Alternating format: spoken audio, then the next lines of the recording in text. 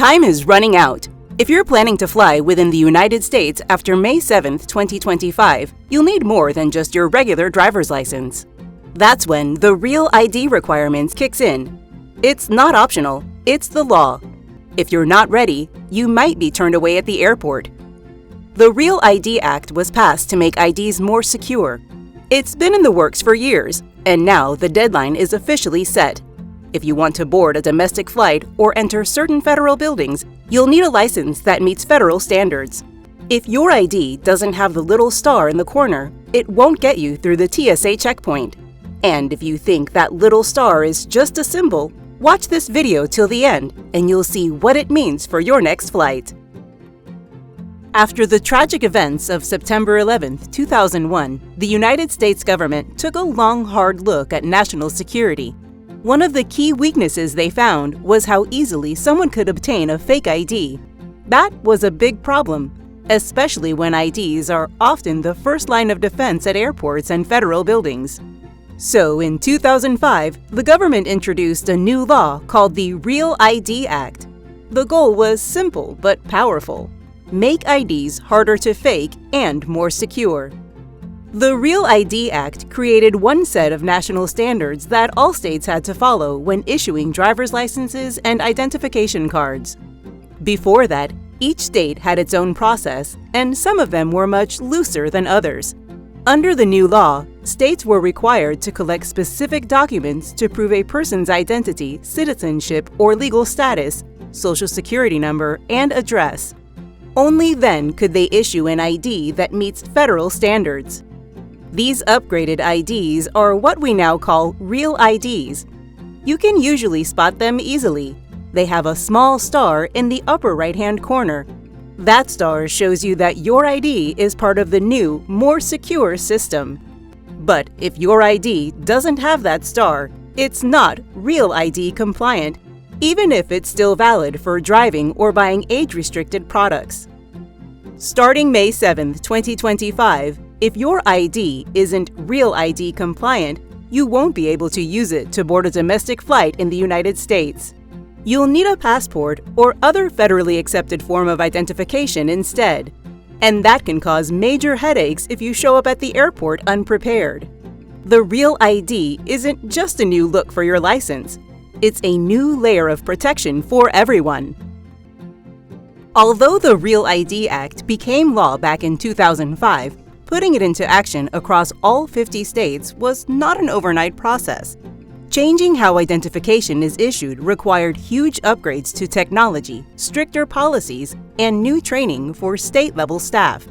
Every state had its systems and rules, so it took time to build a unified standard. States needed to redesign their driver's licenses, adjust the way they handled personal information, and set up more secure processes at their DMVs. On top of that, the public needed time too. People had to collect the right documents, book DMV appointments, and go through the process of applying. For many, it wasn't as simple as walking in with a single piece of paper. Birth certificates, social security cards, and proof of address, these things had to be gathered and verified before a Real ID could be issued. Then came the unexpected.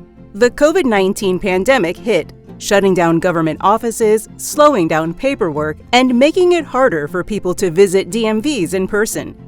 In response, the federal government issued delay after delay to give everyone a fair chance to catch up. But that grace period is over now. There will be no more extensions. May 7, 2025 is the final deadline. That's the date when the Real ID rules officially go into full effect.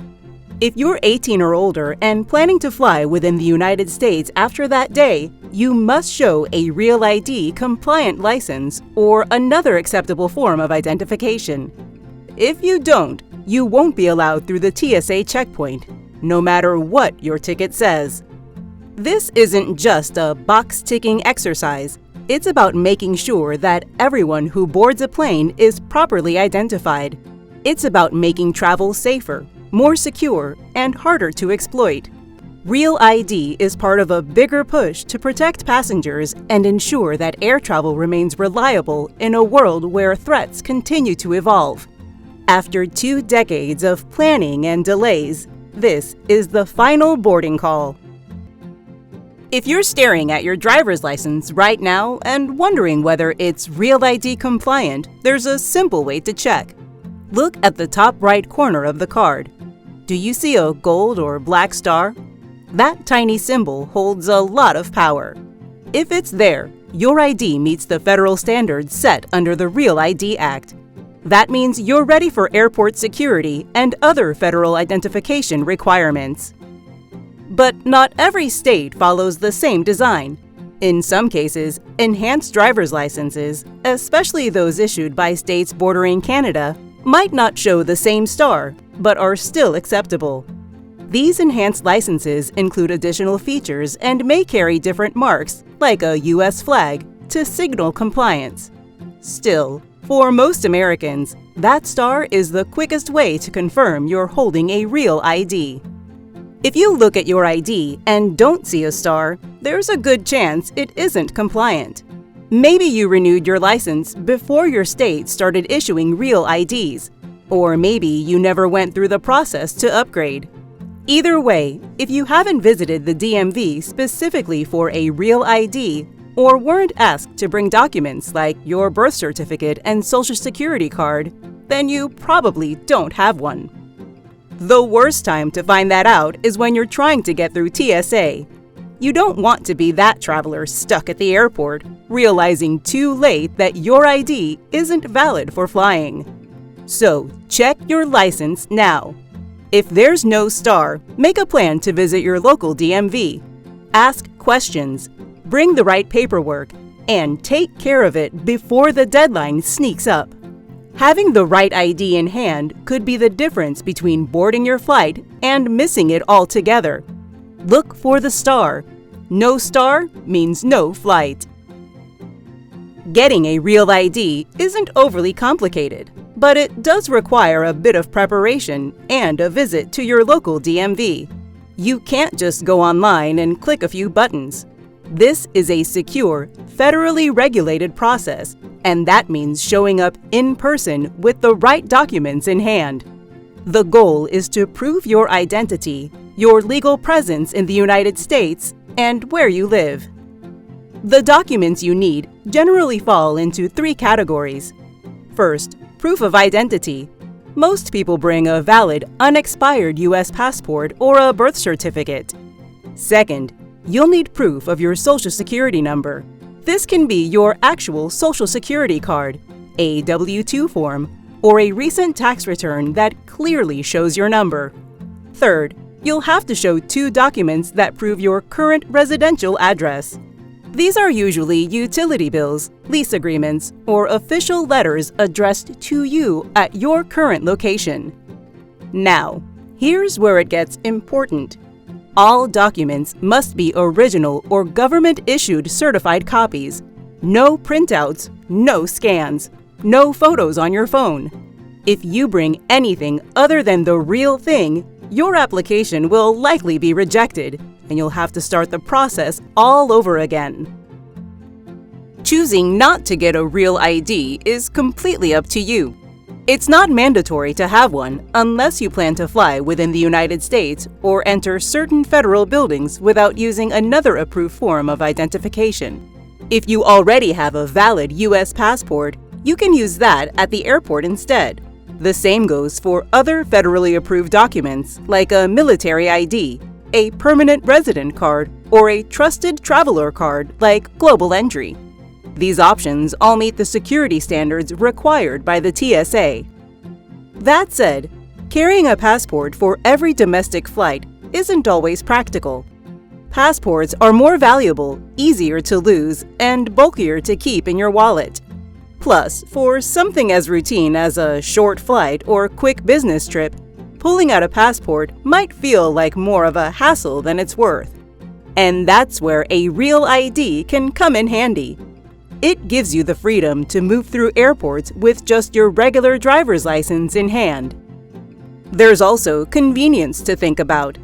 A real ID doesn't add anything new to your wallet.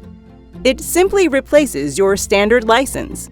That means you're not juggling extra cards or switching between IDs for different situations.